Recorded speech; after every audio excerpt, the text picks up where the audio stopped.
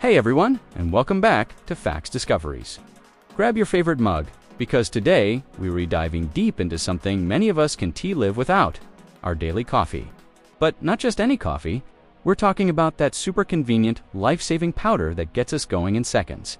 That's right, we're spilling the beans on instant coffee. What if I told you that your quick cup of instant coffee hides a totally fascinating, almost magical process behind the scenes?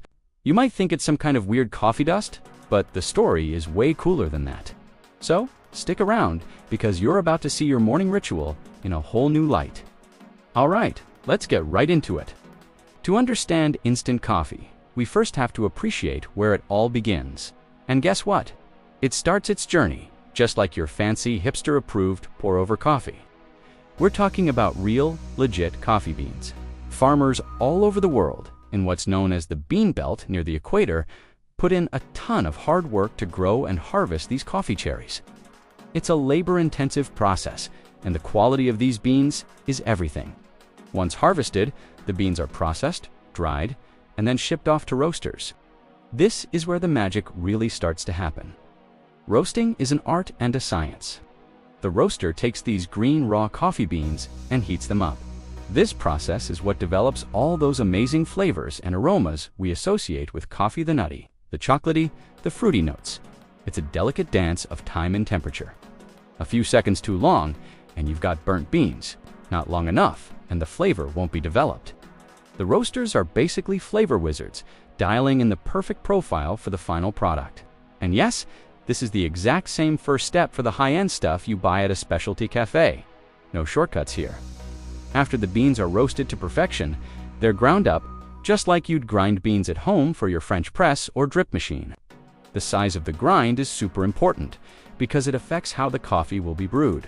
For making instant coffee, they're usually aiming for a grind that allows for a really efficient and strong extraction. Which brings us to the next step: brewing. And we're not talking about a cute little coffee pot on a kitchen counter. Think massive industrial-sized brewers. They brew an enormous batch of coffee, creating a highly concentrated coffee liquid. This isn't your average cup of joe. It's more like a super potent coffee essence.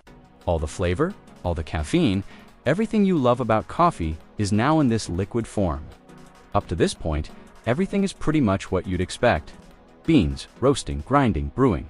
But here's where things take a wild turn. Instead of pouring this delicious concentrated brew into a mug, the manufacturers have a completely different plan. Their goal is to get rid of all the water, leaving behind only the pure, solid coffee goodness. And there are two main mind-blowing ways they do this. The first method is called spray drying. Sounds pretty high-tech, right? Well, it is.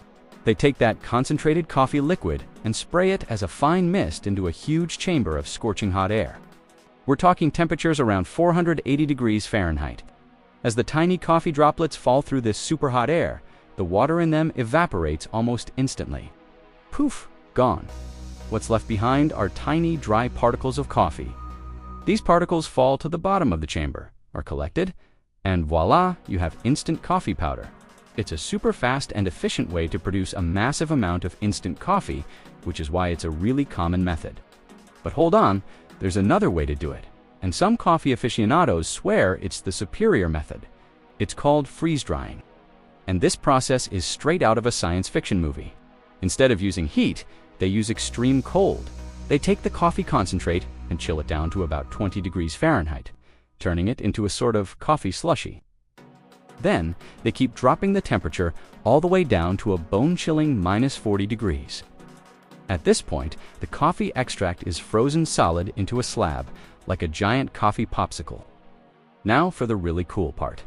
This frozen slab of coffee is broken into smaller granules and placed inside a low-pressure vacuum-sealed drying chamber.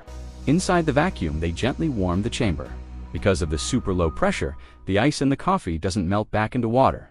Instead, it goes through a process called sublimation. That means the frozen water turns directly from a solid ice to a gas-water vapor. The gas is then sucked out of the chamber, leaving behind these porous, perfectly preserved coffee crystals. It's pretty wild to think about. So, why go through all that trouble with freezing and vacuums? Well, according to a 2023 report from the World Health Organization, freeze drying is generally considered better at preserving the delicate aromatic compounds and flavors of the coffee.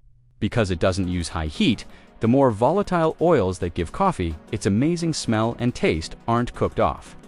This is why freeze-dried instant coffee often has a richer, more complex flavor profile and usually comes with a slightly higher price tag. It's the premium version of instant. So next time you see those little crystals in your jar, you'll know they've been on an incredible journey from a liquid to a solid and back to a different kind of solid, all without ever melting. Science is awesome, right? Now, for a little trip back in time, where did this idea even come from? Here's a curious fact for you. While the concept had been floating around for a while, instant coffee was first mass-produced in the early 20th century, and it really took off during wartime. According to the Food and Agriculture Organization, in a 2022 brief, instant coffee became incredibly popular during World War I and especially World War II. Think about it: soldiers in the trenches or out on patrol needed a caffeine fix, but they couldn't exactly set up a whole brewing station. Instant coffee was the perfect solution. It was lightweight, had a long shelf life, and all you needed was some hot water. It provided a quick, easy boost of energy and a small comfort from home. It was nicknamed a cup of George and became a staple in soldiers' rations. This wartime necessity is what really catapulted instant coffee into mainstream popularity all over the world. From the battlefield to our kitchen counters, instant coffee has come a long, long way. Today, the technology has been refined and the quality has improved dramatically. You can now find all sorts of specialty instant coffees that rival a freshly brewed cup. There are single origin options, different roast levels, and even decaf versions that still taste great. Some companies are doing some really innovative stuff, pushing the boundaries of what instant coffee can be. It's no longer just a compromise for convenience. For many, it's a legitimate choice.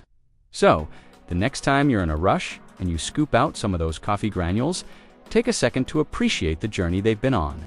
From a sun-drenched coffee farm, through a fiery roaster, brewed into a potent concentrate, and then either blasted with hot air or frozen in a vacuum chamber. It's a pretty epic story for such a humble little powder. It's a testament to human ingenuity, our love for coffee, and our constant quest to make life just a little bit easier and more delicious. The simple act of adding hot water and watching those crystals dissolve is the final step in a massive global process. It's not just coffee, it's a little piece of history and a whole lot of science right there in your mug. What do you think? Are you a spray-dried or a freeze-dried fan? Or maybe you're a die-hard fresh brew person? Let me know down in the comments below. I'm genuinely curious to hear your take on it. And if you found this deep dive into the world of instant coffee as cool as I did, do me a huge favor and hit that like button. It really helps the channel out. Also, don't forget to subscribe and turn on notifications so you miss our next adventure into the surprising stories behind everyday things. Thanks for hanging out with me today on Facts Discoveries. Until next time, stay curious.